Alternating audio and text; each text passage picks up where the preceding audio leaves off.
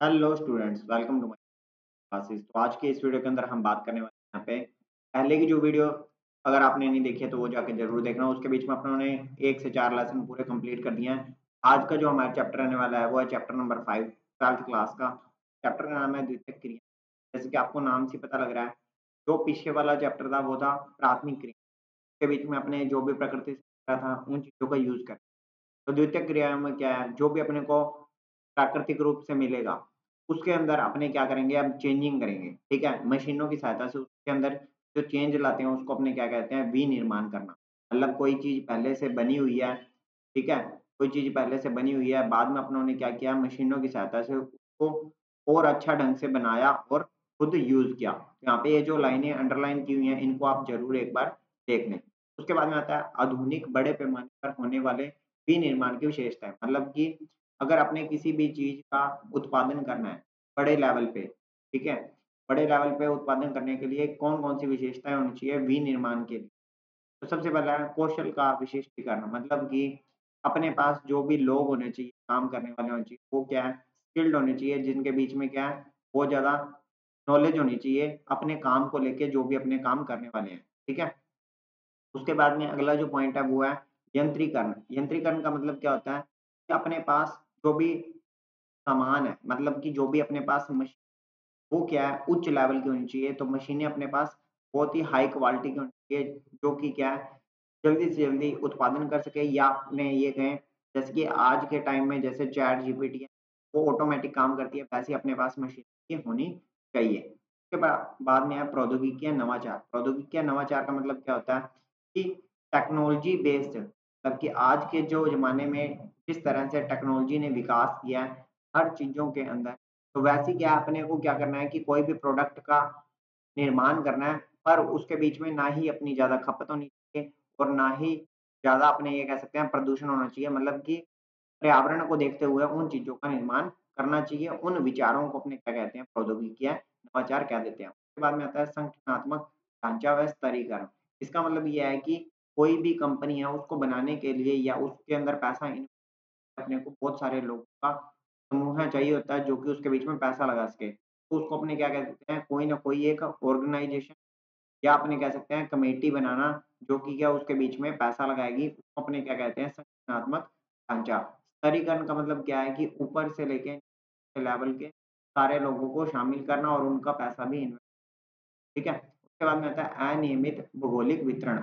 मतलब कि जो भी अपनों ने एरिया चूज़ किया है, जो भी अपनों ने एरिया चूज़ किया है, वो एक ऐसा एरिया होना चाहिए जो कि क्या है, राजनीतिक शक्ति के केंद्र बन गए हैं और आर्थिक विकास के केंद्र हैं, ठीक है? मतलब कि एक ऐसा एरिया होना चाहिए जहाँ पे लोग उन चीज़ों के ऊपर निर्भर हों, ठीक है? तो अनियमित भौगोलिक वितरण का मतलब क्या हुआ, ये देखो वापस से लाइन अपने पढ़ लेते हैं। आधुनिक निर्माण के मुख्य केंद्रण कुछ स्थानों में सीमित है। विश्व के कुल स्थलीय भाग के 10% से भी कम भूभाग पर इनका विस्तार है। मतलब कि कोई भी एक ऐसा एरिया चूज़ करना जिनके ऊपर क्या है, लोग ज़्यादा से ज़्यादा निर्भर रहें और वो एक क्या है, सेंटर पॉइंट में बन के रहे, ठीक है? सेंटर पॉइंट में बन के रहे और वहाँ से बहुत सारे लोगों को काम भी दिया जा सके। उसके बाद में आता है बाज़ार तक अभिगम्यता। अभिगम्यता का मतलब है पहुँच। अब अपनों ने कोई भी इंडस्ट्री बनाई है, तो वो इंडस्ट्री क्या है, ज़्यादातर बाज़ार के पास में होनी चाहिए ताकि जो भी अपनों ने सामान बनाया वो जल्दी से जल्दी बाज़ारों में पहुँचाया जा सके। जितना दूर बाज़ार होगा उतना ही ज़्यादा क्या है, उसपे आने-जाने का चार्जेज़ लग जाएगा और चीज़ क्या हो जाएगी, महँगी हो जाएगी। उसके बाद में आता है कच्चे माल तक अभिगम्यता। अब क्या है कि जैसे मान लो अपनों ने कहीं इंडस्ट्री लगाई है, अब ये इंडस्ट्री जो है वो खेतों से बहुत ज़्यादा दूर है। मतलब कि जो भी अपनों ने सामान लेना है मशीनों से तैयार करने के लिए कच्चा माल, तो वो कच्चा माल खेतों से बहुत ज़्यादा दूर है। उसके कारण क्या है, कई बार ऐसा होता है जैसे गन्ना उद्योग जो है, तो उसके बीच में जो गन्ना है, वो जितना ज़्यादा दूरी तय करेगा उसमें मिठास उतनी कम होगी। इसलिए कहा जाता है जो चीनी मिल है वो गन्ने की फसल का जो एरिया है उसके आस-पास ही लगाया जाना चाहिए। इस तरह से कच्चे माल तक अभिगम्यता या पहुँच देखी जाती है। उसके बाद में श्रम आपूर्ति तक अभिगम्यता। अब जो भी मैंने इंडस्ट्री लगानी है या जो भी मैंने कंपनी लगानी है, उसके आस-पास क्या है, श्रम की आसानी से आपूर्ति हो जानी चाहिए। मतलब कि लोग वहाँ पे काम करने मिल जाएँ आसानी से, ये ना हो कि लोग वहाँ पे काम करने के लिए हो ही ना, ठीक है? उसके बाद में आता है शक्ति के साधनों तक अभिगम्यता। शक्ति के साधनों का मतलब क्या? कोयला, पेट्रोल, डीज़ल। मतलब कि अगर अपने को कोई भी इंडस्ट्री चलानी है तो वहाँ पे अपने को कोयला, पेट्रोल या डीज़ल की यूज़ तो होगी ही होगी। इसके लिए जहाँ से आसानी से अपने को कोयला, पेट्रोल, डीज़ल मिल जाए, वहाँ पे अपने इंडस्ट्री को लगाना चाहिए। उसके बाद में परिवहन, संचार की सुविधाओं तक अभिगम्यता। इसका मतलब क्या है कि अपनों ने कोई भी जैसे इंडस्ट्री लगाई है, क्या? अब इस इंडस्ट्री से अपने को सामान कहीं न कहीं बेचना होगा, तो वहाँ पे परिवहन की सुविधा भी होनी चाहिए और संचार की सुविधा भी होनी चाहिए। ये नहीं कि अपनों ने इंडस्ट्री तो लगा दी, पर इंडस्ट्री के आस-पास का एरिया ना ही नेटवर्क कवर करता है और ना ही कोई रेंज को कवर करता है ताकि अपने दूर जो भी लोग बैठे हैं, जिनके साथ अपनों ने सामान की डील करनी है, वो हो ही ना पाए। इसीलिए अपने को ऐसे एरिये में इंडस्ट्री लगानी चाहिए जहाँ पे परिवहन की भी सुविधा हो, मतलब आने और जाने में ज़्यादा दिक्कत ना आए और किसी से भी अपनों ने डील करनी है तो वो डील भी आसानी से हो सके। उसके बाद में आता है सरकारी नीति। सरकारी नीति का मतलब क्या है? जो अभी अपनों ने कंपनी लगाई है, सरकार के जो भी एरिया सरकार ने डिसाइड किया है कि इस एरिये के अकॉर्डिंग ही होनी चाहिए, मतलब कि इस एरिये के आस-पास ही आप अपनी इंडस्ट्री को लगा सकते हैं, उन नीतियों का भी ध्यान रखना चाहिए। उसके बाद में समूहन अर्थव्यवस्था। क्या उद्योगों से संबंध। अब अपनों ने कोई भी जैसे मान लो इंडस्ट्री लगाई है, अपनों ने जैसे लोहा उद्योग लगाया है, ठीक है? लोहे की इंडस्ट्री लगा दी। अब लोहे की इंडस्ट्री और भी बहुत सारे उद्योगों पे क्या है, निर्भर है, ठीक है? क्योंकि इनको कच्चा माल भी चाहिए। कच्चा माल लेने के बाद ये लोहे से मशीन तैयार करेंगे, तो ये कह सकते हैं कि एक इंडस्ट्री जो है, वो बाकी इंडस्ट्रियों पे भी निर्भर होती है और बहुत सारी इंडस्ट्रियाँ तुम्हारी इंडस्ट्री पे भी निर्भर होंगी। मतलब कि कोई भी इंडस्ट्री जो भी होती है, वो बाकी इंडस्ट्रियों पे भी निर्भर हो सकती है और बाकी इंडस्ट्रियाँ भी एक इंडस्ट्री पे निर्भर हो सकती है, ठीक है? उसके बाद में आता है स्वच्छंद उद्योग। स्वच्छंद उद्योग कौन से होते हैं? ऐसे उद्योग ये आपको याद ही करना पड़ेगा, ऐसे उद्योग जो कि कच्चे माल पर निर्भर हैं भी और नहीं भी, ठीक है? इसमें संटक पुर्जों पे ये निर्भर रहते हैं जो कहीं से भी प्राप्त किए जा उत्पादन जो है वो कम मात्रा में होता है, श्रमिकों की कम आवश्यकता है, ये उद्योग प्रदूषण नहीं फैलाते हैं और इनकी स्थापना में महत्वपूर्ण कारक सड़कों के जाल द्वारा अभिगम्यता होती है। तो इसके बीच में आप जो अ, ऊनी वस्त्र उद्योग है, ठीक है? ऊनी उद्योग है, इसको अपने ले सकते हैं क्योंकि ऊनी उद्योग में जो भी कच्चा माल है, वो अपने छोटी-मोटी मशीनों के द्वारा कच्चे माल को अपने कपड़ा बनाया जा सकता है। ठीक है? कपड़ा बना के उसको बेचा जा सकता है, तो ना ही इसमें प्रदूषण होगा, ना ही इसमें ज़्यादा श्रमिकों की आवश्यकता होगी और उत्पादन भी इसमें कम मात्रा में ही होगा क्योंकि हाथों के ज़रिए या फिर छोटी-छोटी मशीनों के ज़रिए ये किया जाता है। उसके बाद में है विनिर्माण उद्योगों का वर्गीकरण। अब जो भी उद्योग धंधे हैं, उनको किन-किन आधारों पे बाँटा गया है, तो सबसे पहला आकार के आधार आकार का मतलब एरिया। तो इसमें छोटे, लघु, कुटीर उद्योग और बड़े पैमाने के उद्योगों को शामिल किया गया है। ठीक है? इसके बीच में सबसे पहले आता है कुटीर उद्योग। कुटीर उद्योग क्या होता है? ये सबसे छोटी इकाई है। इसमें कच्चे माल का प्रयोग किया जाता है और परिवार के सदस्य इसके बीच काम करते हैं, है ना? ठीक है? मटके बनाना, काम इसके बीच में आ जाते हैं। इसमें पैसा भी कम लगता है। ठीक है? उसके बाद में आते हैं दूसरे जो कि हैं छोटे पैमाने के उद्योग। ये क्या होते हैं? ये घरों से बाहर होते हैं। घरों से बाहर जाके इनमें काम किया जाता है। अर्धकुशल होते हैं, ज़्यादा ट्रेंड नहीं होने चाहिए काम करने वाले और ये शक्ति के साधनों से चलने वाले यंत्रों का भी इसमें प्रयोग किया जाता है। ये होते हैं छोटे पैमाने के, ठीक है? उसके बाद में आता है बड़े पैमाने के उद्योग जो कि बड़ी-बड़ी इंडस्ट्रीज़ हो गई जिसके भी ज़्यादा कच्चा माल चाहिए, साधन चाहिए, कुशल श्रमिक चाहिए और विकसित प्रौद्योगिकी मतलब कि बहुत ज़्यादा डेवलप टेक्नोलॉजी चाहिए, ज़्यादा से ज़्यादा वहाँ पे उत्पादन होना चाहिए और ज़्यादा ही पूँजी की आवश्यकता होती है, उसको कहते हैं बड़े पैमाने के लोग कह देते हैं। उसके बाद में आता है कच्चे माल पर आधारित। तो कच्चे माल पे आधारित जो उद्योग हैं, उसके यहाँ पे आप नाम देख सकते हैं। सबसे पहला जैसे है कृषि आधारित उद्योग, उसके बाद में खनिज आधारित उद्योग, फिर है रसायन आधारित उद्योग, फिर है वन आधारित उद्योग और फिर है पशु आधारित उद्योग, ठीक है? सबसे पहले कृषि आधारित जो उद्योग हैं, उसके बीच में क्या है कच्चे माल को मशीनों के द्वारा पकाया जाता है या हम कहते हैं तैयार माल करके बाज़ारों में बेचा जाता है, ठीक है? जिसके बीच में जैसे शक्कर, अचार, फलों के रस। क्वेश्चन क्या आ सकता है कि कृषि आधारित उद्योगों के नाम बताओ? तो इसमें उद्योगों के सारे नाम हो गए, ठीक है? उसके बाद में आता है जैसे भोजन प्रसंस्करण। प्रसंस्करण का मतलब क्या होता है? एक जैसे भोजन बना के उनको डब्बों में पैक करके बाद में उसे बेचा जाता है, ठीक है? तो इसके बीच में जैसे मलाई व क्रीम का उत्पादन हो गया। इसके अलावा फलों से खाद्य तैयार करना, मिठाइयाँ, ये सारी की सारी चीज़ें भोजन प्रसंस्करण में आ जाती है। जैसे नींबू का अचार हुआ, तो इसमें क्या है सिरका डाल के कई बार रखा जाता है, ठीक है? उसके बाद में ऐसे कृषि कारखाने तो एक बार आप पढ़ लेना, वैसे इतना ज़्यादा इम्पोर्टेंट उसके बाद में आता है खनिज आधारित उद्योग, खनिज आधारित उद्योग जैसे जितने भी खनिज हैं, जैसे एल्यूमीनियम, तांबा, लोहा, जवाहरात, सीमेंट, ये सारों के जितने भी उद्योग हैं, वो खनिज आधारित उद्योग में आते हैं। उसके बाद में आता है रसायन आधारित उद्योग। रसायन आधारित उद्योग कौन से होते हैं? जिनके बीच में रसायनों का यूज़ किया जाता है, जैसे खनिज तेल हुआ, नमक हुआ, गंधक हुआ, पेट्रोलियम हुआ, तो इन सब में क्या है, किसका यूज़ किया जाता है? रसायनों का यूज़ किया जाता है। उसके बाद में आता है वनों पर आधारित उद्योग। वनों से रिलेटेड आपको पता है कि लकड़ी का उद्योग, कागज़ उद्योग, ठीक है? फर्नीचर के लिए हो गया, बाँस का, लाख का उद्योग हो गया। उसके बाद में आता है पशु आधारित उद्योग। पशु आधारित उद्योगों में कौन सा, जैसे पशुओं से अपने को जो-जो चीज़ें मिलती हैं, उनसे रिलेटेड, जैसे चमड़ा, ऊन, दूध से रिलेटेड हो गया, तो ये सारे पशु आधारित उद्योग। उसके बाद में आता है उत्पादन आधारित उद्योग। उत्पादन आधारित उद्योग कौन-सा होता है? जिसके बीच में कितना ज़्यादा प्रोडक्शन हो रही है, ठीक है? तो इसके बीच में 2 पार्ट्स में इसको डिवाइड किया गया है। एक होते हैं आधारभूत उद्योग, मतलब कि ऐसे उद्योग जो किसी न किसी चीज़ के ऊपर क्या है, निर्भर हैं। ये देखो, जैसे वे उद्योग जिनके उत्पाद को अन्य वस्तुएँ बनाने के लिए कच्चे माल के रूप में प्रयोग में लाया जाता है, जैसे लोहा इस्पात, ठीक है? वस्त्र उद्योग के लिए मशीनें, उपभोक्ता के उपयोग हेतु कपड़ा। अब सबसे पहले लोहा आया, फिर लोहे से उन्होंने लोहे की मशीनें बनाई, जो कि कपड़ा बनाएँगी, फिर उनसे कपड़ा बना। तो ये लोहा इस्पात उद्योग किसमें आ गया? आधारभूत आ गया। गैर आधारभूत उद्योग कौन से होते हैं? जिसमें उपभोक्ता वस्तु उद्योग के ऐसे सामान का उत्पादन करता है जो प्रत्यक्ष रूप से उपभोक्ता द्वारा उपभोग किया जाता है। बिस्कुट, साबुन, लिखने का कागज, टेलीविज़न, इनका इंसान सीधा ही यूज़ करता है। इनको क्या कहते हैं? गैर आधारभूत कह देते हैं। स्वामित्व का मतलब होता है अधिकार करना। तो अधिकार किस-किस का होता है? जैसे सार्वजनिक क्षेत्र का, निजी क्षेत्र का और संयुक्त क्षेत्र का। इसके अलावा एक और होता है जिसको अपने कह देते हैं सहकारी क्षेत्र, ठीक है? तो सार्वजनिक क्षेत्र में क्या होता है? सरकार के अधीन होते हैं। निजी क्षेत्र में किसी व्यक्ति के हाथ में हो सकता है या किसी एक ग्रुप के हाथ में हो सकता है। संयुक्त क्षेत्र में क्या होता है? सार्वजनिक और निजी क्षेत्र की कंपनियाँ मिलके क्या करती हैं?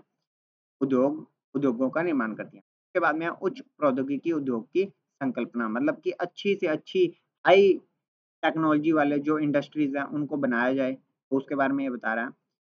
उसके बाद में जैसे यहाँ पे सफ़ेद कॉलर श्रमिक कौन से होते हैं, नीला कॉलर श्रमिक कौन से होते हैं, ठीक है? इन कॉलर श्रमिकों के आपको ये कमेंट सेक्शन में बताने हैं कि श्वेत कॉलर श्रमिक कौन से क्रियाकलाप वाले लोगों को कहा जाता है और नीला कॉलर श्रमिक कौन से क्रियाकलाप वाले लोगों को कहा जाता है। उसके बाद में आता है लास्ट पॉइंट अपना इस चैप्टर का, प्रौद्योगिकी ध्रुव। प्रौद्योगिकी ध्रुव मतलब टेक्नोलॉजी हब, मतलब कि एक ऐसी जगह जहाँ पे अपने को सारी की सारी टेक्नोलॉजी हाई से हाई मिलेगी, उसको क्या कहते हैं? टेक्नोलॉजी हब कह देते हैं। इसके अपने को हर देशों में कुछ ना कुछ ऐसे शहर देखने को मिलते हैं जो कि टेक्नोलॉजी हब के नाम से जाने जाते हैं। जैसे अगर अपने भारत की बात करें तो भारत के अंदर नोएडा और बैंगलोर का नाम इसके बीच में शामिल है। उसके अलावा जैसे सैन फ्रांसिस्को के समीप सिलिकन घाटी, सिएटल के समीप सिलिकन वन प्रौद्योगिकी ध्रुव के अच्छे उदाहरण हैं। तो ये क्वेश्चन बन सकता है, ठीक है? यहाँ पे पहला चैप्टर होता है कंप्लीट। इसके बीच में जो भी क्वेश्चंस बन रहे हैं वो मैंने आपको बता दिए हैं। उसके बाद में अपने चलते हैं यहाँ पे सेकंड चैप्टर की तरफ। तो जो अपना अगला चैप्टर रहने वाला है, वो है चैप्टर नंबर 6। चैप्टर नंबर 6 का नाम क्या है? तृतीयक व चतुर्थ, ठीक है? तृतीयक व चतुर्थ क्रियाकलाप के अंदर क्या है? अपने को जो मेन चीज़ देखनी है वो उनके प्रकार हैं, जैसे कि ये आपके सामने शो हो रहे हैं। जैसे ही मैं आपको ये पूरा का पूरा डायग्राम समझाऊँगा तो आपको ये समझ में आ जाएगा कि इस पूरे चैप्टर में वो कहना क्या चाहता है, ठीक है? तो ये देखो, सबसे पहले ये कह रहा है कि तृतीय क्रियाकलाप के अंदर किस-किस को शामिल किया गया है? व्यापार को, परिवहन को, संचार को और सेवाओं को शामिल किया गया है। अगर वो पूछ ले कि तृतीय क्रियाकलाप के उदाहरण दो, तो आप लिख सकते हैं व्यापार, परिवहन, संचार, सेवाएँ। ये क्या है? तृतीय क्रियाकलाप के उदाहरण। अब इसमें क्या है? व्यापार जो होता है, व्यापार व वाणिज्य, व्यापार को इन्होंने 2 भागों में बाँटा। एक होता है थोक व्यापार, मतलब कि जिसके बीच में ज़्यादा सारा सामान एक साथ मँगाया जाता है, उसको कहते हैं थोक व्यापार। ठीक है? और फुटकर व्यापार क्या होता है? जिसके बीच में जैसे रेहड़ी वाले, छोटे दुकानदार वाले, ठीक है? ठेले वाले, घूमने-फिरने फेरी वाले, ये सारे किसमें आते हैं? फुटकर व्यापार में आते हैं। थोक व्यापार, अब जिनके पास ज़्यादा सामान होता है, वो 2 तरह की अपने मंडियाँ कह सकते हैं, ठीक है? तो एक तो हो गए, जैसे नगरों के अंदर अपने को दुकानें देखने को मिलती हैं, जो कि थोक का सामान रखती हैं। और कुछ ग्रामीण मंडियाँ होती हैं, जो मंडियों के अंदर सामान पड़ा होता है, वो ज़्यादा सारा मँगाते हैं, सस्ते रेट में मिलता है। फुटकर व्यापार में जैसे नगरीय क्षेत्रों में श्रृंखला भंडार, डाक ऑर्डर, सुलभ बाजार भंडार और लोक वितरण। श्रृंखला भंडार का मतलब क्या हुआ? बड़ी से बड़ी दुकान, फिर उससे छोटी, इस तरह से दुकानें होती हैं। तो जो डाक ऑर्डर है, तो डाक ऑर्डर के अंदर क्या होता है? जो भी अपने ऑनलाइन सामान मँगाते हैं, वो चीज़ें आती हैं। सुलभ बाजार केंद्र हो गए, अपने ये कह सकते हैं कि जो अपने आस-पास की नॉर्मल मार्केट्स, लोक वितरण योजना क्या होती है, जो कि अपने कह सकते हैं डिपो जो मार्केट होती है, उसको कह सकते हैं। ग्रामीण का मतलब क्या है? ग्रामीण में जैसे आवधिक बाज़ार मतलब कि हफ्ते-हफ्ते कोई-कोई बाज़ार लगते हैं सामान के लिए, फेरी वाले हुए, लोक वितरण स्कीम हुई, ये भी क्या है डिपो वाली ही स्कीम हो जाती है। अब परिवहन को इन्होंने 4 भागों में बाँटा है। एक है रेल परिवहन, सड़क परिवहन, जल परिवहन और वायु परिवहन। रेल परिवहन का क्या फ़ायदा है? सड़क परिवहन का क्या फ़ायदा है? क्या नुकसान है? दोनों के बारे में पता होना चाहिए। जल परिवहन का क्या फ़ायदा है? वायु परिवहन का क्या फ़ायदा है? क्या नुकसान है? वो सारी चीज़ें आपको पता होनी चाहिए। ठीक है? उसके बाद में आता है संचार। तो संचार में एक तो आते हैं परिवहन के जैसे साधन बता दिए, दूरसंचार आ गया जिसमें मोबाइल, टेलीफ़ोन आ गया। उसके अलावा संचार में दृश्य श्रव्य सामग्री आ गई जिसमें फ़िल्में, रेडियो, टीवी या फिर कोई भी प्रिंट मीडिया जैसे समाचार पत्र और पत्रिकाएँ इसके बीच में शामिल हो जाती हैं। सेवाओं में जैसे मौद्रिक बैंकिंग मतलब बैंकिंग वाली, बीमा, अचल संपदा मतलब कि अपने प्रॉपर्टीज़ कह सकते हैं, खरीदनी-बेचनी। इसके अलावा जैसे व्यक्तिगत, सरकारी, गैर सरकारी संगठन, ऑर्गनाइज़ेशन जैसे। उसके बाद में आता है चतुर्थ क्रियाकलाप, में सूचना आधारित जितने भी काम है वो सारी चीज़ें आती हैं और अनुसंधान व विकास आधारित काम आते हैं। मतलब कि जो भी रिसर्चेज़ होती हैं वो सारी इसमें आ जाते हैं चतुर्थ पंचम क्रियाकलाप सबसे ऊपर का है जिसके बीच में बहुत बड़े-बड़े विशेष क्या है, निर्णयकर्ता जो भी निर्णय करने वाले होते हैं, परामर्शदाता, सबसे हाई लेवल के परामर्शदाता और नीति निर्धारक मतलब कानून बनाने वाले जो होते हैं या कानूनों को हम कह सकते हैं लागू करने वाले जो होते हैं, उनके बारे में यहाँ पे बताया गया। अब अपने चलते हैं नीचे की तरफ और बात करते हैं धीरे-धीरे एक-एक करके पूरे टॉपिक्स की। तो ध्यान से आप सुनते रहें। जिन-जिन टॉपिक्स पे मैं अंडरलाइन करूँगा वो मैटर इम्पोर्टेंट है। व्यापारिक केंद्र क्या होते हैं? जहाँ पे भी अपने को सामान मिलता है, ठीक है? वो सारे क्या कहलाते हैं? व्यापारिक केंद्र कहलाते हैं।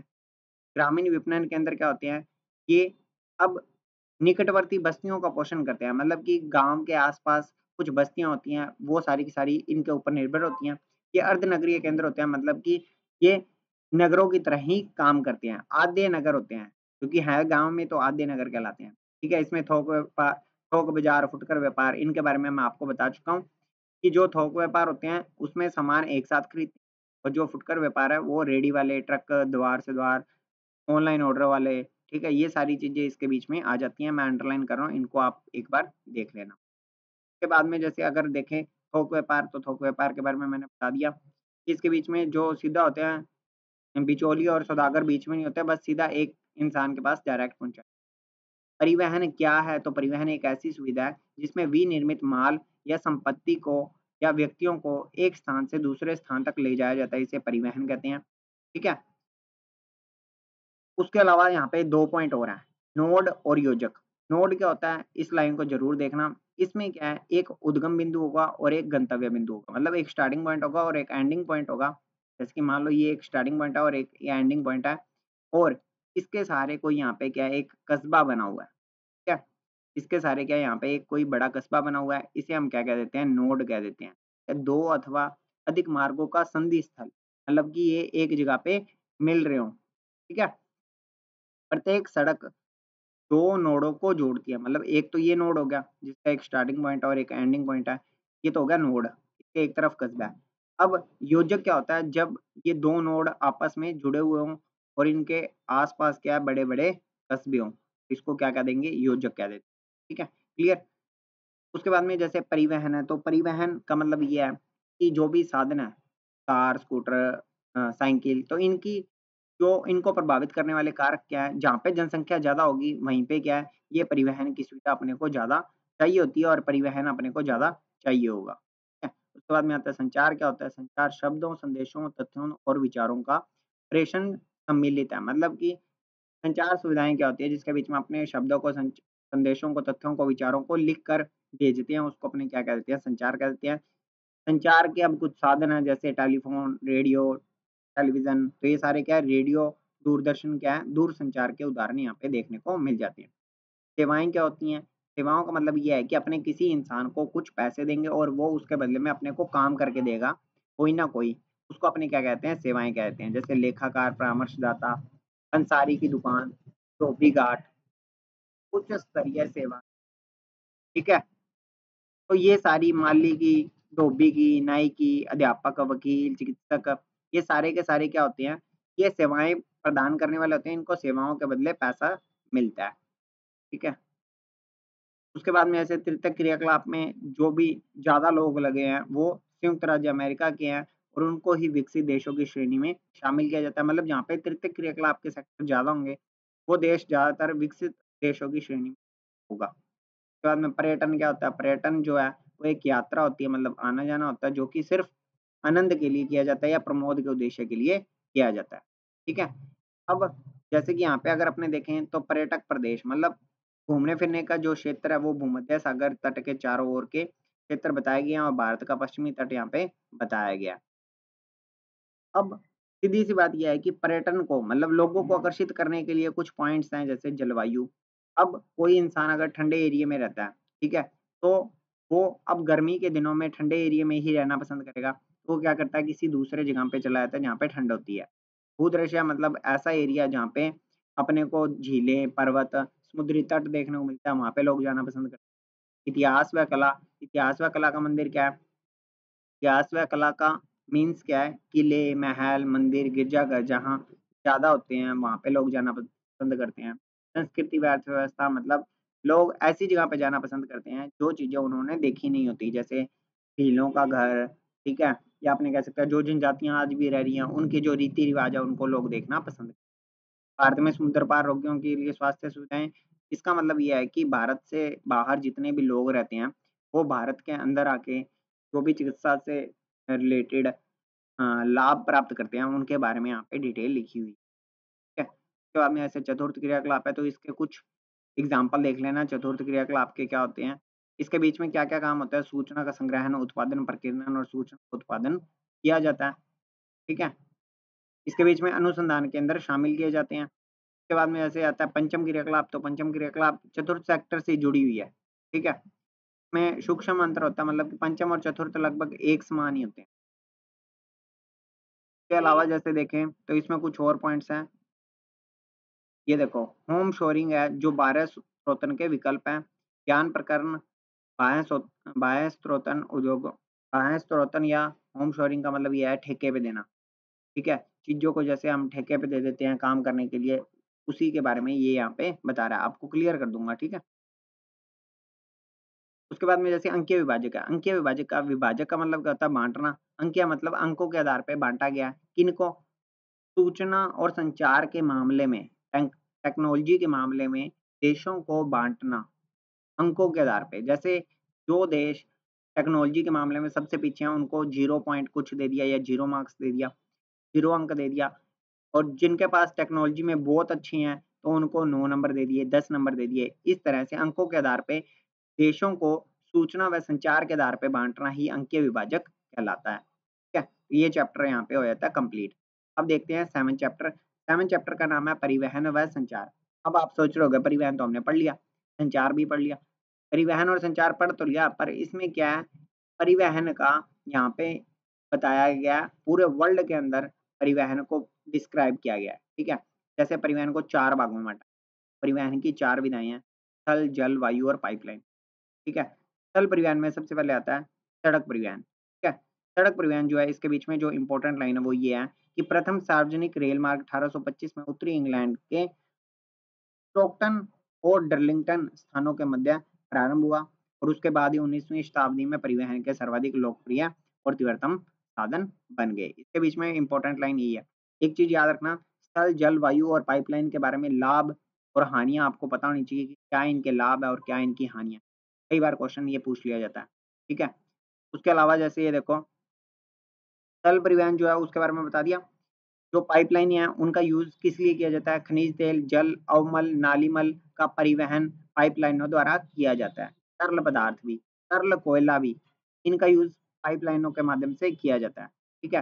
रेल मार्गों का यूज़ किस लिए किया जाता है? जैसे समुद्री पोत, बजरे, नौकाएँ, मोटर ट्रक ये स और पाइपलाइनें बड़े मालवाहक हैं, मतलब ज़्यादा अगर सामान लेके जाना हो तो रेल मार्ग और पाइपलाइनें इसके बीच में बहुत ज़्यादा यूज़ आती हैं और जल परिवहन का भी यहाँ पे बजरे नौकाएँ इसके बीच में शामिल हो जाते हैं, ठीक है? उसके बाद में आगे देखें तो यहाँ पे आती हैं सड़कें, ठीक है? तो सड़कों में अगर आप देखना चाहें तो ये लाइन है इम्पोर्टेंट कि विश्व की कुल मोटर वाहन चलाने वाले योग्य सड़कों की लंबाई 150 लाख किलोमीटर है, जिसका 33% भाग उत्तरी अमेरिका में पाया जाता है। सर्वाधिक सड़क घनत्व और सबसे अधिक वाहनों की संख्या पश्चिमी यूरोप की तुलना इस महाद्वीप में पाई जाती है। कहाँ पे पाई जाती है? तो उत्तरी अमेरिका में पाई जाती है। पॉइंट याद रखना, ठीक है? उसके बाद में अगर आप आगे देखें तो यहाँ पे आते हैं महामार्ग। महामार्ग क्या होता है? दूरस्थ स्थानों को जोड़ने वाली पक्की सड़कें होती हैं। इसका निर्माण किस लिए किया जाता है? ताकि ट्रैफिक ज़्यादा से ज़्यादा ना हो, मतलब ट्रैफिक इकट्ठा ना हो। तो अगर छोटी सड़कें होती है तो ट्रैफिक इकट्ठा हो जाता है, लोगों को आने-जाने में बहुत ज़्यादा दिक्कतें होती हैं। तो महामार्ग इसलिए बनाए जाते हैं ताकि ट्रैफिक रुके ना, लगातार चलता रहे। ये इसके बीच में और लिखा हुआ है, जैसे ये 80 मीटर की चौड़ी सड़कें होती हैं, ठीक है? ये प्रत्येक नगर और पतन नगर को जोड़ती हैं महामार्ग। तो महामार्ग बड़ी सड़कें होती हैं, बस ये याद रखना। बड़ी सड़कें होती हैं और प्रत्येक विकसित देशों में प्रत्येक नगर और पतन नगरों को महानगरों द्वारा जोड़ा जाता है और ये ट्रैफिक को कंट्रोल करती है। अमेरिका में महामार्गों का जो घनत्व है वो उच्च है, ठीक है? उसके बाद में अगर अपने देखें तो भारत में अनेक महामार्ग मिलते हैं। इसके लिए एक एग्जाम्पल बता दिया, जैसे महामार्ग संख्या 7 जो कि वाराणसी को कन्याकुमारी से जोड़ता है, ठीक है? उसके अलावा अगर देखें तो अब आ जाता है सीमावर्ती सड़कें। सीमावर्ती सड़कें क्या होती हैं कि जो अंतर्राष्ट्रीय सीमाएँ हैं, मतलब मान लो कि भारत के साथ पाकिस्तान, उसके सारे सड़क जो बनाई जाती है, जिसको अपने सीमावर्ती सड़कें कह देते हैं, ये क्या करती हैं कि ये जो वहाँ पे उसके पास सीमावर्ती जो गाँव होते हैं, उनको सुविधाएँ प्रदान करने के लिए ये सड़कें बनाई जाती हैं। उसके बाद में आता है रेल मार्ग। तो रेल मार्ग में क्या है कि रेल की जो पटरियाँ हैं, उनकी यहाँ पे उनके बीच की जो चौड़ाई है, उसके बारे में बात की गई है। सबसे पहले है बड़ी लाइन 1.5 मीटर से अधिक, फिर है मानक लाइन 1.44 मीटर है, फिर है मीटर लाइन 1 मीटर और फिर है छोटी लाइन में वर्गीकृत किया गया है। ठीक है? मानक लाइन का उपयोग ब्रिटेन में किया जाता है, ये पॉइंट इम्पोर्टेंट, क्लियर? उसके बाद में यूरोप में विश्व का सघनतम रेल तंत्र पाया जाता है, ये इम्पोर्टेंट पॉइंट है। उसके बाद में अगर देखें तो उत्तरी अमेरिका में सर्वाधिक विस्तृत मार्ग तंत्र है, जो विश्व के कुल रेल मार्गों का लगभग 40% है।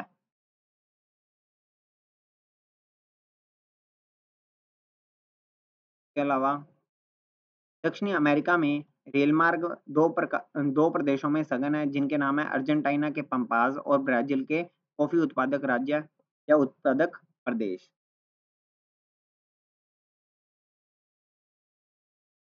उसके बाद में अगर अपने देखें तो ये पार महाद्वीपीय रेल मार्ग, यही पढ़ लेना। पार महाद्वीपीय रेल मार्ग क्या होता है? ये पूरे महाद्वीप से गुजरते हुए दोनों छोरों को जोड़ता है, मतलब एंड टू एंड पॉइंट को जोड़ देता है ताकि पूरे का पूरा महाद्वीप कवर हो सके। ये जो लंबी यात्राएँ होती हैं उसकी सुविधा प्रदान करता है। उसके बाद में अब मेनली जो आपने याद रखना है वो यही है कि एक तो ये जो रेल मार्ग लिखा हुआ है आपके सामने, जैसे पार साइबेरियन रेल मार्ग लिखा हुआ है, ये कौन से महाद्वीप में है या कौन से क्षेत्र में है, वो याद रखना। एक ये कहाँ से कहाँ तक है, वो याद रखना और एक इसकी कोई ख़ास विशेषता है तो वो मैं आपको बता देता हूँ। जैसे ये पार साइबेरियन ये रूस में है, ठीक है? सेंट पीटर्सबर्ग से लेके व्लादिवोस्तोक तक। उसके बाद में ये एशिया का महत्वपूर्ण विश्व का सर्वाधिक लंबा दोहरे पथ से युक्त विद्युतीकृत पार महाद्वीपीय रेल मार्ग है। ये पॉइंट इंपॉर्टेंट है। उसके बाद में पार कैनेडियन तो कनाडा में है। कहाँ से लेके कहाँ तक है? हैलिफैक्स से वैंकूवर तक है। ये रहा वैंकूवर, ठीक है? और ये जो एरिया है मतलब पार कैनेडियन रेल मार्ग है, ये गेहूँ मेखला मतलब कि गेहूँ का एरिया वहाँ पे बहुत ज़्यादा है, उस प्रदेश को ये जोड़ने में काम आता है। उसके बाद में जैसे संघ और प्रशांत रेल मार्ग तो प्रशांत महासागर के आस-पास का एरिया, जैसे यहाँ पे ये बता रहा है न्यूयॉर्क को क्लीवलैंड और सैन फ्रांसिस्को तक मिलाती है। ठीक है? इसके बीच का एरिया याद रखना। कई बार क्षेत्र पूछ लिए जाते हैं आपके वर्ल्ड के मैप में। ऑस्ट्रेलिया पार महाद्वीप, तो इसके बीच में क्या है, पर्थ से लेके कहाँ तक का, ये आपका सिडनी तक का होगा। पर्थ से लेके सिडनी तक का, ठीक है? उसके बाद में ओरिएंट एक्सप्रेस कहाँ से लेके कहाँ तक का है? पेरिस से लेके इस्तांबुल तक का है। ठीक है? पहले इसमें 10 दिनों का टाइम लगता था, अब इसमें 96 घंटे का समय रह गया है। ये इम्पोर्टेंट पॉइंट लग रहा है। जल परिवहन। जल परिवहन का क्या फ़ायदा है, क्या नुकसान है, वो यहाँ पे आपके सामने लिखा हुआ है। फिर भी आपको नॉर्मल नॉलेज होनी चाहिए। जल परिवहन का यूज़ क्यों किया जाता है? तो ये पढ़ लेना, ये जो पैराग्राफ मैंने टिक किया। उसके बाद में समुद्री मार्ग मतलब समुद्रों के अंदर से जाने के लिए जो रास्ता होता है उसके बारे में बात कर रहा है ये यहाँ पे, ठीक है। फिर आते हैं कुछ ऐसे समुद्री मार्ग है जिसमें जैसे उत्तरी अटलांटिक समुद्री मार्ग। अब समुद्री मार्गों के अंदर भी क्या एरिया बताए हुए हैं, जैसे पतन जो है ना, पतन वो समुद्री मार्गों के अंदर है। अब उत्तरी अटलांटिक समुद्री मार्ग, उत्तमाशा अंतरीप समुद्री मार्ग के बीच में जो पॉइंट है वो देखो। सबसे पहले तो एक तो है बृहद ट्रंक मार्ग, और ये विश्व का सबसे व्यस्तम व्यापारिक जलमार्ग है। पॉइंट क्लियर हो गया?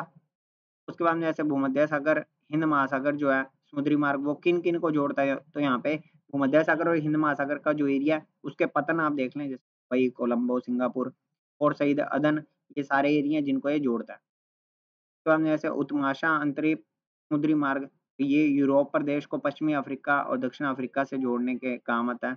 यहाँ पे ये लाइन्स पढ़ लेना थोड़ा बहुत। उसके बाद में जैसे दक्षिणी अटलांटिक समुद्री मार्ग, तो मेनली तो ये जितने भी समुद्री मार्ग आपके सामने दिखाई दे रहे हैं ना, उसके बीच में जो पतन है, वो आपको याद करने पड़ेंगे, क्योंकि इनसे कोई भी आपके सामने क्वेश्चन नहीं बनने वाला। जो मेनली क्वेश्चन बनने वाला है, वो ये है कि जो ये स्वेज नहर है, इसके बारे में क्वेश्चन याद रखना। ये नहर कब बनी? किससे लेके कहाँ तक की है? ठीक है? इससे किस-किस को फ़ायदा हो रहा है? और यहाँ पे इस नहर को पार करने में कितने घंटे का समय लगता है? कितने जलयान गुजरते हैं? ठीक है? इनकी दूरियाँ कम हो गई हैं, कौन से सागर को कौन से सागर से जोड़ता है, वो सारी चीज़ें आपको क्लियर करनी ही पड़ेंगी। पनामा नहर में भी सेम यही बातें हैं, ठीक है? पनामा नहर और सुएज़ नहर में सेम बातें यही रहेंगी कि इसका निर्माण किसने किया है, कहाँ से लेके कहाँ तक का है, कौन से सागर को जोड़ती है, कौन से महासागर को जोड़ती है, कितनी किलोमीटर की दूरी को कम किया है या फिर कितने घंटों का समय लग रहा है, वो सारी चीज़ें यहाँ पे देखनी पड़ेंगी। उसके बाद में आता है आंतरिक जलमार्ग। आंतरिक जलमार्ग क्या है? कि कोई भी महाद्वीप है उसके बीच में एक मान लो नहर का निर्माण कर दिया, वो महाद्वीप के अंदर-अंदर जल परिवहन का यूज़ करती है, उसको अपने आंतरिक जलमार्ग कहते हैं। तो इसके बीच में जो पॉइंट है वो देखो, राइन जो है नदी वो जर्मनी और नीदरलैंड से होकर प्रवाहित होती है। तो ये राइन नदी कहाँ पे है? जर्मनी और नीदरलैंड से होती हुई प्रवाहित होती है, ये पॉइंट याद रखना। उसके बाद में जैसे और देखें तो डेन्यूब जो जलमार्ग है ये कहाँ पे है? तो यूरोप में है, ठीक है? यूरोप में है। वोल्गा जलमार्ग कहाँ पे है? तो ये रूस में है, क्लियर? उसके बाद में जैसे वृहद झीलें, सेंट लॉरेंस समुद्री मार्ग, तो ये उत्तरी अमेरिका के अंदर 5 नहरें हैं, सिरियन, ह्यूरन, ईरी, ओंटारियो और सू नहर तथा वेलैंड नहर के द्वारा ये जुड़े हुए हैं, ठीक है? उसके बाद में मिसिसिपी भी कहाँ पे है? संयुक्त राज्य अमेरिका के अंदर है। उसके बाद में आता है वायु परिवहन। वायु परिवहन जो है, वो एक तो सबसे महँगा है, सबसे तीव्रतम है और जो भी नाशवान वस्तुएँ हैं, उनको जल्दी से जल्दी पहुँचाने में ये सक्षम है, ठीक है? और इसका यूज़ किया जाता है। उसके बाद में आता है जैसे अंतर महाद्वीपीय वायु मार्ग। अंतर महाद्वीपीय वायु मार्ग का मतलब महाद्वीप के अंदर-अंदर जो हम कह सकते हैं वायुयान उड़ते हैं, उनको कहते हैं अंतर महाद्वीपीय वायु मार्ग। अंतर लिखा होने से ये है कि महाद्वीप के अंदर होगा और अगर सीधा लिखा है महाद्वीप अ, अंतर्राष्ट्रीय लिखा हुआ है तो दूसरे देशों के अंदर। पाइपलाइन का यूज़ क्यों किया जाता है, ये मैंने आपको स्टार्टिंग में बता दिया। कोई भी तरल पदार्थ या गैसीय पदार्थ को एक जगह से दूसरी जगह पे पहुँचाने यूज़ किया जाता है। एक चीज़ याद रखना, बिग इंच जो ऐसी एक प्रसिद्ध पाइपलाइन है जो मैक्सिको की खाड़ी में स्थित तेल के कुएँ को उत्तरी पूर्वी राज्यों में तेल को ले जाती है। ये इम्पोर्टेंट लाइन है, ठीक है? उसके बाद में संचार है, संचार का मतलब मैंने आपको बता दिया था, संचार एक ऐसी सुविधा है जिसके बीच में अपने कोई भी संदेशों को, तथ्यों को, विचारों को एक स्थान से दूसरे हैं, वो संचार होता है। संचार के कुछ साधन होते हैं, तो दूरसंचार कहते हैं, टेलीफ़ोन, टेलीविज़न ये चीज़ें। उपग्रह संचार जिसके बीच में इंटरनेट का यूज़ किया जाता है। साइबर स्पेस इंटरनेट का मतलब क्या है कि साइबर जो गतिविधियाँ हो रही हैं, ध्यान से ये लाइन देखना, इसमें वर्ल्ड वाइड वेबसाइट जितनी भी होती हैं, वो सारी की सारी चीज़ों के बारे में बात की गई है, जिसको अपने इंटरनेट कह देते हैं, ठीक है? इसका कोई भी ज़्यादा इतना इम्पोर्टेंट पॉइंट नहीं है, साइबर स्पेस, क्लियर? अब अपना लास्ट चैप्टर रह गया, चैप्टर नंबर 8। चैप्टर नंबर 8 में मैं आपको सीधा क्लियर कर रहा हूँ, जो-जो मेन पॉइंट है, मैं उसको अंडरलाइन कर रहा हूँ, ठीक है? है आसान, ईज़ी है, एक बार पढ़ लेना। व्यापार को 2 स्तरों पे बाँटा गया, एक है अंतर्राष्ट्रीय, मतलब कि एक देश से दूसरे देश में, एक है राष्ट्रीय, जो कि एक ही राष्ट्र के अंदर। इसमें विनिमय व्यवस्था होती है, मतलब कि चीज़ों का आदान-प्रदान किया जाता है, प्रत्यक्ष रूप से, क्लियर? उसके बाद में आता है सैलरी। सैलरी ये जो वर्ड है इसके बारे में याद रखना कि इसका जो मीन्स है वो नमक के द्वारा भुगतान है। मतलब कोई भी चीज़ लेंगे और उसके बदले नमक दे देंगे। रेशम मार्ग जो है उसके बारे में पढ़ लेना। रेशम मार्ग कहाँ से लेके कहाँ तक है, तो रोम को चीन से है। इसका यूज़ रेशम बहुमूल्य धातुओं को बेचने में ये रोड का यूज़ किया जाता है। तो मतलब इस रोड से परिवहन किया जाता है। क्लियर? यूरोपीय उपनिवेशवाद की शुरुआत कब हुई? तो 15वीं शताब्दी में हुई और दास व्यापार कहा गया। ठीक है? व्यापार के साथ एक नए स्वरूप का उदय हुआ जिसे दास व्यापार किया गया। दास व्यापार का मतलब नौकरों को बेचना, बेचना और खरीदना। क्लियर? उसके बाद में आगे देखें तो इसके बीच में ये GATT की फुल फॉर्म क्या है, WTO की फुल फॉर्म क्या है, ये पढ़ लेना। अंतर्राष्ट्रीय व्यापार के आधार। अंतर्राष्ट्रीय व्यापार का आधार का मतलब ये है कि अगर अपना देश किसी दूसरे देश के साथ व्यापार करता है, अंतर्राष्ट्रीय व्यापार करता है, तो उसके पास किसी चीज़ की कमी होगी तभी वो दूसरे देश से व्यापार करेगा। पहला पॉइंट आता है राष्ट्रीय संसाधनों में भिन्नता। मतलब अपने देश के पास जो चीज़ें हैं, वो क्या करता है दूसरे देश को दे देता है और जो दूसरे देश के पास चीज़ें हैं, वो खुद ले लेता है। मतलब अपने पास जिस चीज़ की कमी होगी अपने दूसरे देशों से वो चीज़ों को खरीदेंगे। वो रहता है राष्ट्रीय संसाधनों में मिलता है, जैसे पेट्रोल हो गया, ठीक है? या अपने कह सकते हैं डीज़ल हो गया, कच्चा तेल हो गया, ये सारी चीज़ें अपने दूसरे देशों से। और कोई भी जैसे फसल है वो अपने देश में कम है, तो वो अपने दूसरे देशों से।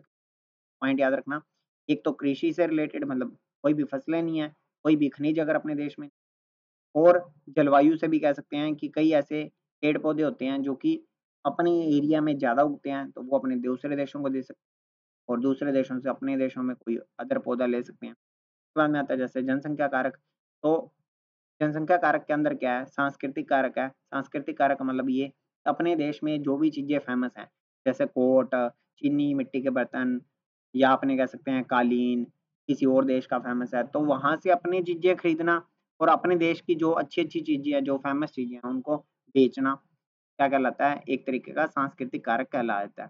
जनसंख्या का आकार, जनसंख्या के आकार का मतलब ये है कि जैसे कोई भी देश है, ठीक है? जहाँ पे जनसंख्या का आकार ज़्यादा है, तो उनको संसाधनों की भी ज़्यादा आवश्यकता पड़ेगी।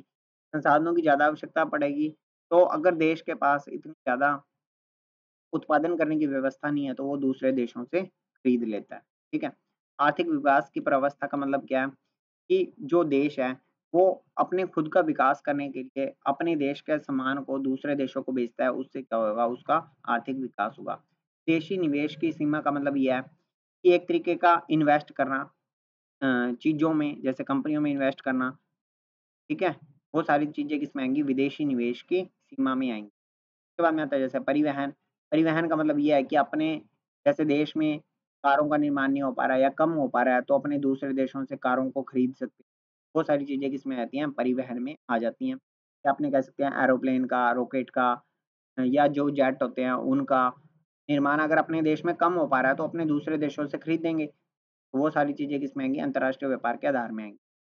अब इसके बीच में क्या है, जैसे व्यापार संतुलन। व्यापार संतुलन का मतलब क्या होता है कि मैंने जितनी चीज़ खरीदी है, जितनी चीज़ खरीदी है उतनी ही मैंने बेच दी, तो उसको अपने क्या कह देंगे? व्यापार का संतुलन कह देते हैं, ठीक है? उसके बाद में जैसे इसका धनात्मक और ऋणात्मक भी होता है पक्ष, इनको यहाँ पे ये पूरा पढ़ लेना व्यापार संतुलन वाला। अंतर्राष्ट्रीय व्यापार 2 प्रकार का होता है, एक होता है द्विपार्श्विक मतलब कि 2 देशों के बीच में, और एक होता है बहुपार्श्विक मतलब कि 2 से ज़्यादा देशों के बीच में जो व्यापार होता है उसको बहुपार्श्विक कह देते हैं। क्लियर?